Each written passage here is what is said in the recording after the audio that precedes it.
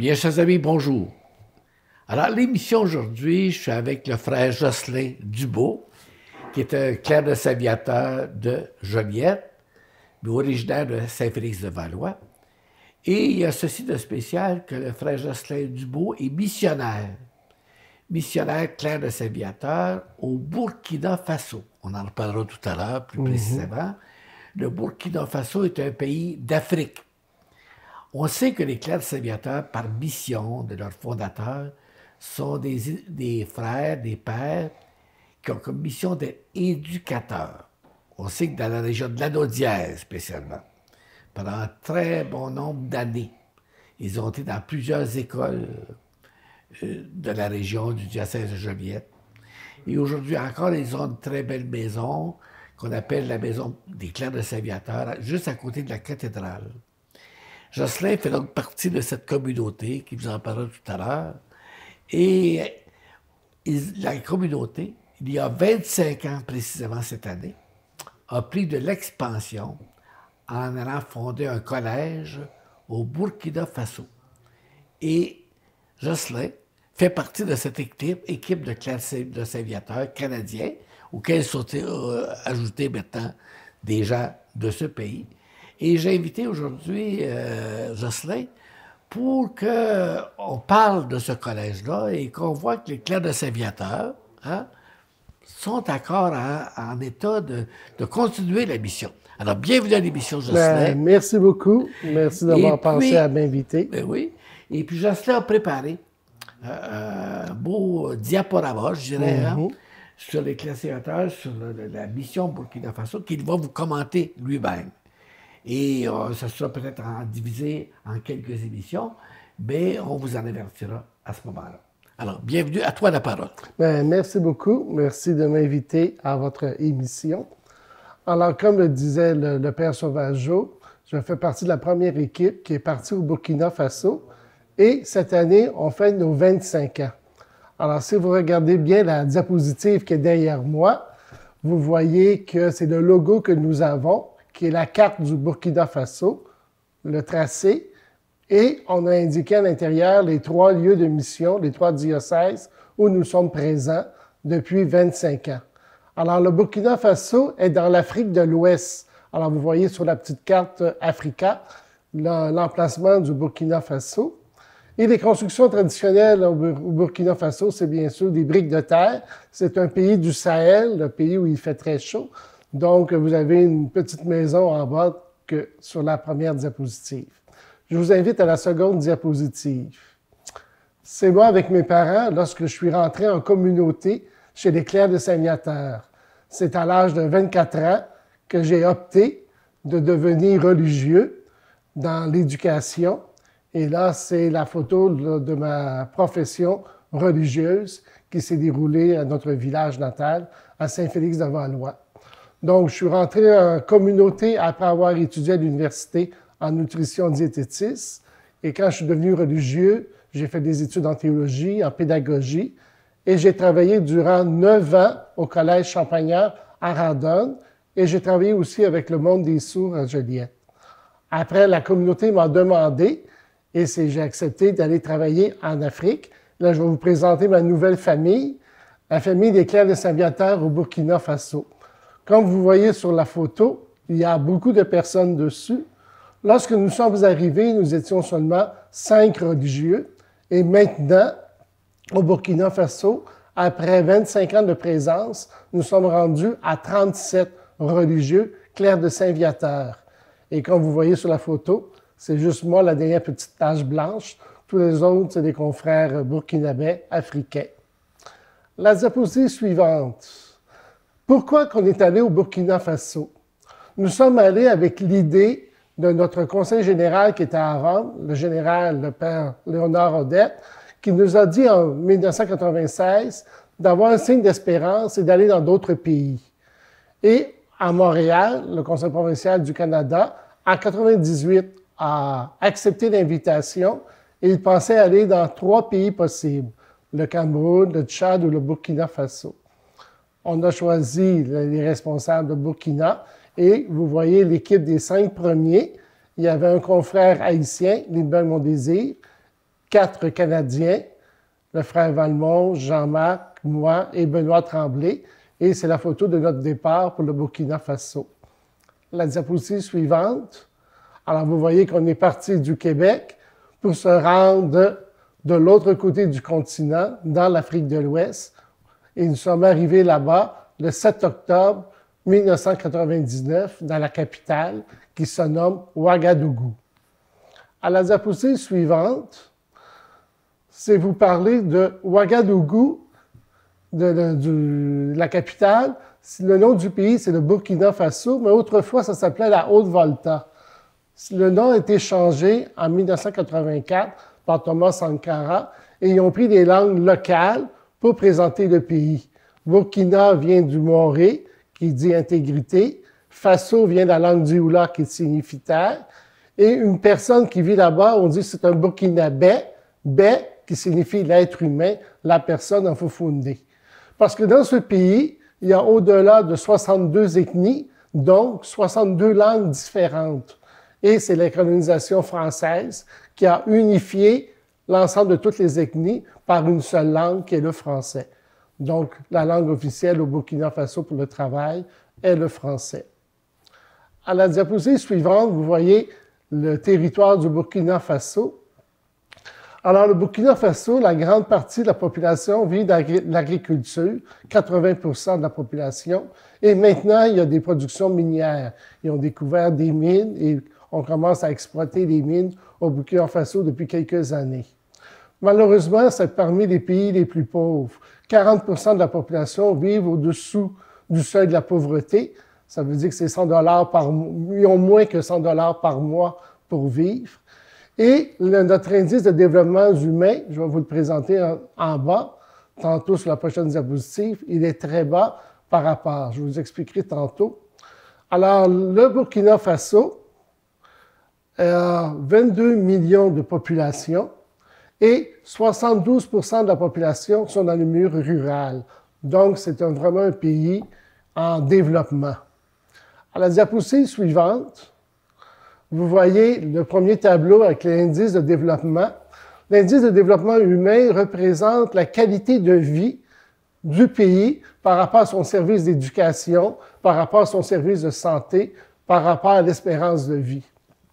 La Suisse est cotée de numéro 1, le Canada est coté de 15e, les États-Unis sont derrière nous à 21e, mais le Burkina Faso se retrouve à 184 pays le plus bas, et le dernier pays, vous voyez, est noté à 191. Et on est dans un pays même moins développé que Haïti comme ressources et comme possibilités dans l'indice de développement. L'espérance de vie de la population n'est pas très âgée, c'est 60 ans, 65 ans, l'espérance de vie de la population présentement, mais la population est très, très, très jeune. Seulement 2% de la population a 65 ans et plus. Et si vous regardez sur la pyramide, vous voyez combien il y a beaucoup d'enfants de 0 à 4 ans, de 5 à 10 ans, et ainsi de suite. C'est une population très, très jeune. Et comme ils sont très nombreux, beaucoup de jeunes, donc le besoin d'éducation est très grand au Burkina Faso. La diapositive suivante, c'est pour vous présenter la température.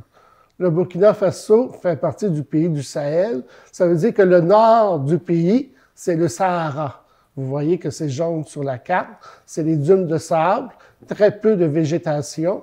Et plus qu'on descend dans le sud, plus qu'il pleut.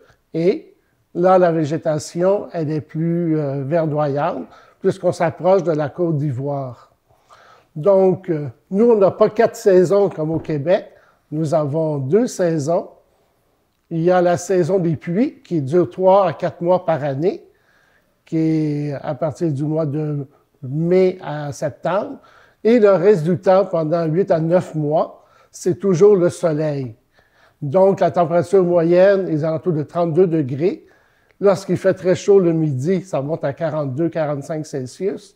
Et la nuit, au mois de décembre, ça peut descendre à 16. Pourquoi le grand écart? C'est l'effet du désert. Quand le soleil se retire, mais là, il fait plus frais. Mais la majorité du temps, c'est un pays vraiment très chaud. Cette carte indique les différentes villes que nous avons visitées. Lorsque nous sommes arrivés, les 5 premiers au Burkina Faso, nous sommes arrivés seulement avec nos propres valises. On a habité dans un centre d'accueil pour découvrir le pays et on a pris les 6 premiers mois à découvrir différentes villes. Et elles sont encerclées en jaune sur la carte.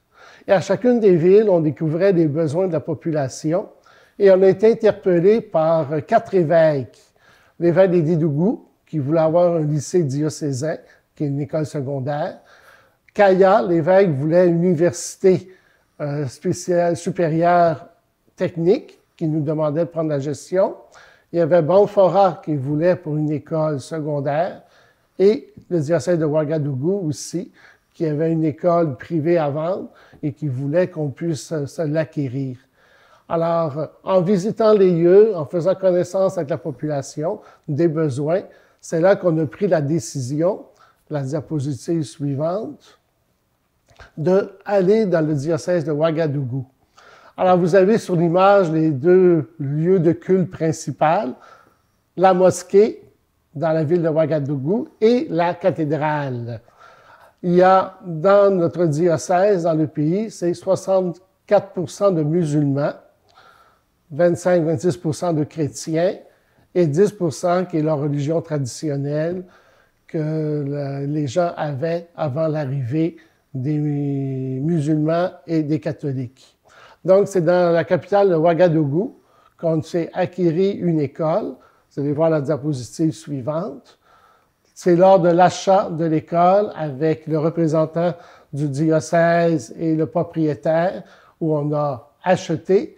Et vous avez une photo avec l'évêque de Ouagadougou, avec notre équipe là, des 5 personnes avec lui, pour nous dire que nous allons commencer notre insertion au Burkina Faso dans le monde scolaire. À la suivante, vous voyez l'école qu'on a acquis. Alors, c'est une école là, que le fondateur, un particulier privé, l'avait et voulait se départir. Et on s'est approché pour pouvoir acheter le bâtiment et le terrain. L'achat a été réalisé grâce à des dons.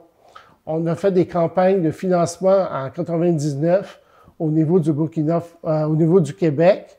Exemple, à l'église Saint-Viateur d'Outremont, il y a eu un concert, les billets étaient au profit de l'achat de l'école. Il y a eu des différentes campagnes de financement. Et grâce à tous les dons que l'Éclair Saint-Viateur ici au Québec ont ramassé, on a pu s'acquérir une école qui s'appelait autrefois le groupe scolaire Ibrahim Babangida et qui est devenu le groupe scolaire Saint-Viateur. Je vous présente Saint-Viateur maintenant, l'école. La première chose, on devait construire notre résidence sur le terrain de l'école. Alors, la première activité a été faite dans le mois août 2000 jusqu'en mars 2001, où on a construit. Comme vous voyez, tout est en parpaing de ciment, des tiges de fer. Il y a très peu de bois dans le pays, comme c'est un pays du Sahel. Et les toits, c'est des toits de tôle aussi.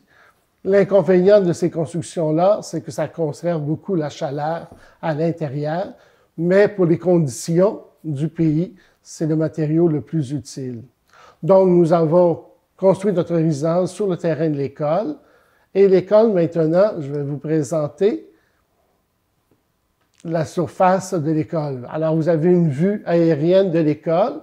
Dans le haut, vous voyez le terrain de sport, puisque c'est ça qui est notre gymnase. Tout se fait à l'extérieur. Comme durant l'année, il ne pleut pas pendant 9 mois.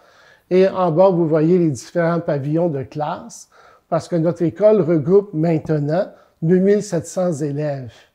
Alors, vous avez une photo du bloc administratif qui a été construit grâce à des bailleurs de fonds extérieurs, dont Cerceau, Manos Unidas, des gens qui nous ont aidés à construire. Alors, l'autre diapositive que vous voyez, c'est nos enfants du préscolaire qui est la maternelle. Nous avons le système français, donc les enfants commencent l'école à 3 ans, 4 ans et 5 ans. Et c'est en 2010 qu'on a ouvert le préscolaire au sein de l'établissement. Il n'y a pas de service de garderie là-bas. Donc, les parents qui travaillent ou les parents qui veulent aider leur enfant à aller de l'avant peuvent les inscrire au niveau du préscolaire. C'est des classes de 50 élèves avec 2 monitrices. Et là, vous les voyez sur une photo en train de manger ensemble ou le temps de la sieste, puisqu'ils sont là la journée complète de 7h30 jusqu'à 17h à l'école. Ensuite, nous avons l'école primaire. Alors, nous avons 6 classes avec une moyenne de 50 élèves par classe. C'est mixte, garçons et filles. Et là, c'est le cycle régulier du primaire. Et c'est sûr que c'est des institutrices burkinabais, des gens de la place qu'on a engagés, qui ont un bon niveau et qu'on donne des perfectionnements chaque année pour réveiller les enfants et les former. Lorsque les enfants ont terminé leur cycle du primaire, ils passent un examen du gouvernement qu'on appelle le CP et qui leur permet d'aller au secondaire. La photo suivante. Vous avez tous nos élèves au secondaire. Ils sont 1500 élèves à fréquenter notre école au niveau du secondaire. Il y a le poste primaire qui correspond à secondaire 1 jusqu'à secondaire 4. Et le secondaire correspond au secondaire 5, cégep 1, cégep 2. Alors, ça nous fait une grande quantité d'élèves qui fréquentent notre établissement. Ils sont 1500 élèves à suivre les cours avec nous. Ça commence à 7 heures du matin, les cours en classe, jusqu'à 12h15. Ensuite, c'est la pause, comme il fait très chaud, 40-42 Celsius. Les cours sont suspendus jusqu'à 15 heures. Et à 15 heures, on reprend les cours jusqu'à 17 heures ou 18 heures. Nous avons aussi, sur la diapositive suivante, les cours du soir qui ont commencé en 2003. Beaucoup de jeunes ne peuvent pas aller s'inscrire d'une façon régulière parce que leurs moyens ne leur permettent pas, ou ils sont obligés de travailler, ou les familles sont très nombreuses. C'est des familles de 5 à 6 enfants par famille. Donc, plusieurs, dont majoritairement des femmes, malheureusement, sont mis de côté. Donc, on a organisé des cours du soir au niveau primaire, au niveau secondaire, pour permettre à ces jeunes-là de se scolariser. Et on a 700 élèves en cours du soir. Ils commencent les cours à 18h30 jusqu'à 21h30. La diapositive suivante, c'est l'évolution de la scolarité.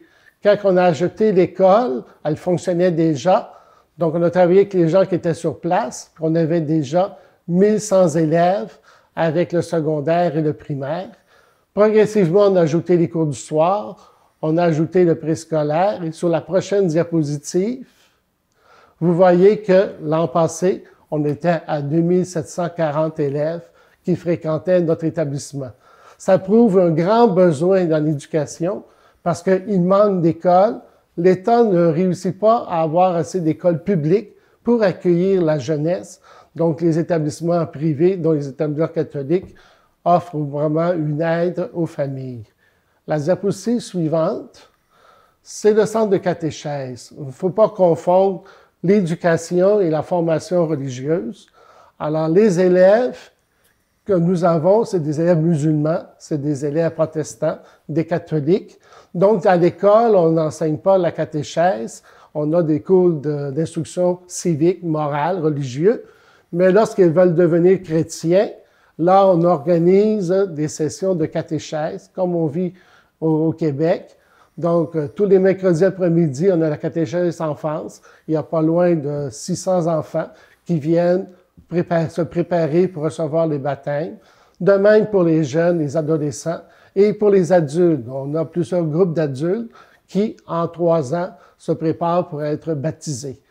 Et ce centre de catéchèse est géré par les clercs de Saint-Viateur en lien avec notre paroisse qui se nomme Notre-Dame de Fatima. La diapositive suivante, c'est pour montrer que les clercs de Saint-Viateur se sont aussi associés à des laïcs.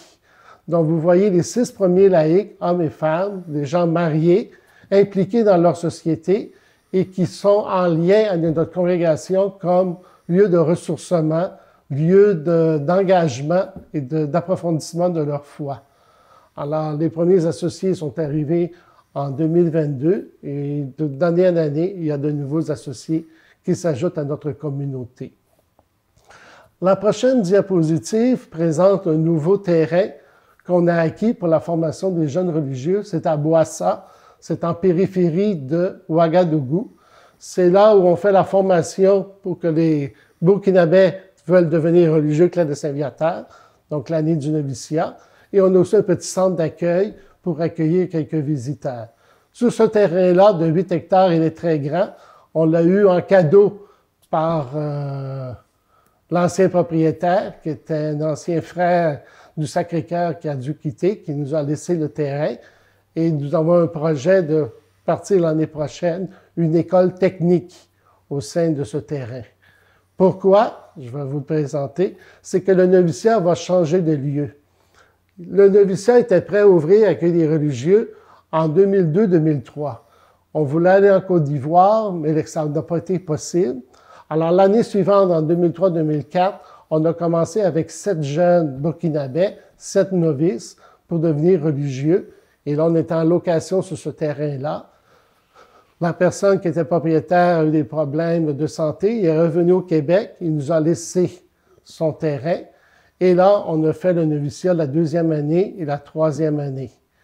Et nos responsables qui ont formé les jeunes africains à devenir religieux clercs de Saint-Viateur, c'était le frère Mathieu Barre et le père Jean-Marc Provost.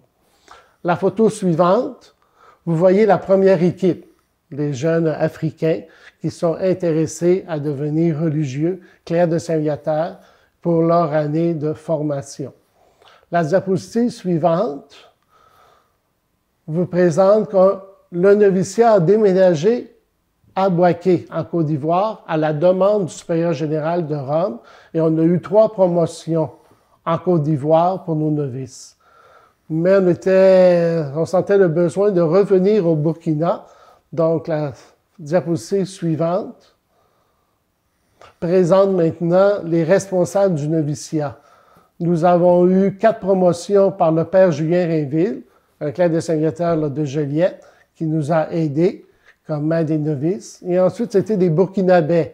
Le père Maquès en dit 1 année, le père Norbert pendant 7 ans de suite, et cette année, qui a commencé, le père Irénéen, un donc clerc de Saint-Viateur burkinabé, qui fait la formation des jeunes.